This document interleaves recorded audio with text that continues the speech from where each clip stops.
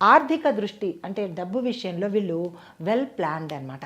Financials ఏవైనా చేయాలన్నా, డబ్బు పరంగా ఏది చేయాలన్నా పక్కాగా ప్లాన్ చేస్తారు.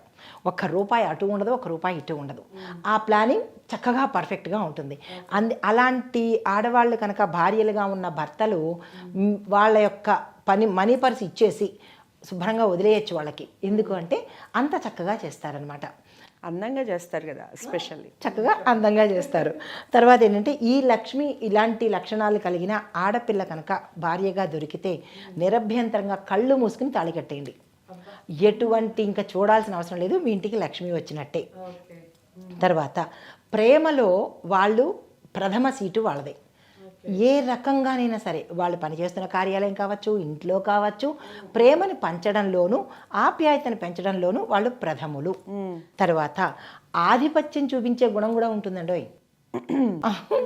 అంటే నేనే గొప్ప, నేనే అంటే డామినేటింగ్ క్యారెక్టర్, డామినేటింగ్ క్యారెక్టర్ వాళ్ళది. అంటే ప్రతి దాంట్లో నేనే ఉండాలి అన్నట్టుగా ఉంటుందన్నమాట.